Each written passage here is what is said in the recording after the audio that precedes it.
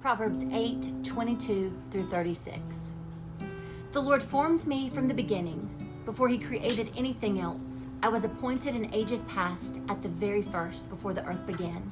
I was born before the oceans were created, before the springs bubbled forth their waters, before the mountains were formed, before the hills I was born, before he had made the earth and fields and the first handfuls of soil.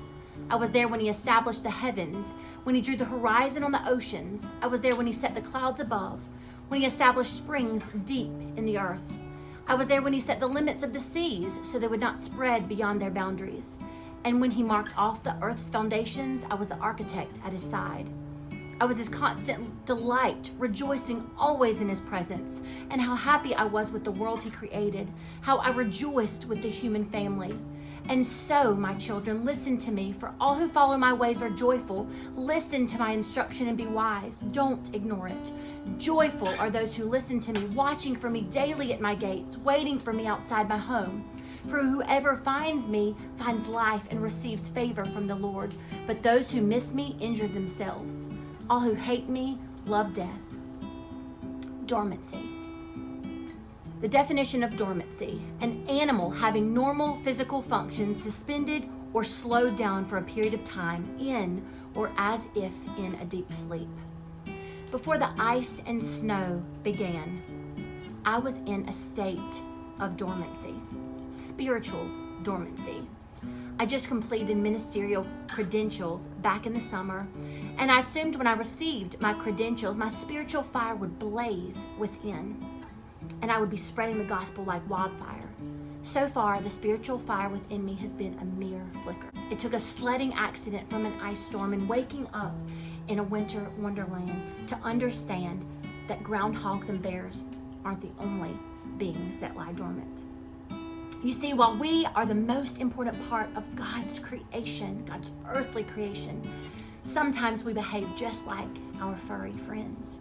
Today, my God fanned his flame within my heart and reminded me, for the light makes everything visible. This is why it is said, "Awake, O sleeper, rise up from the dead, and Christ will give you light." That's Ephesians 5:14.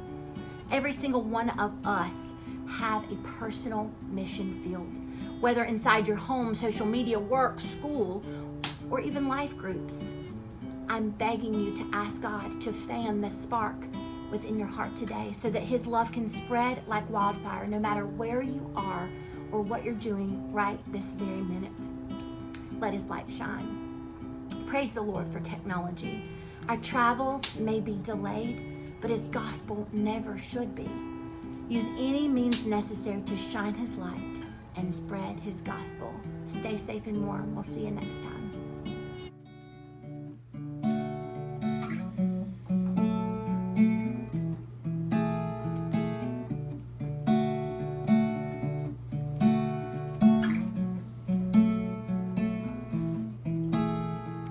God of creation,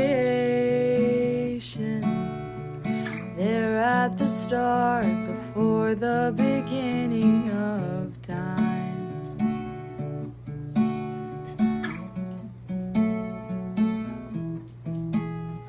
With no point of reference, you spoke to the dark and fleshed out the wonder of life.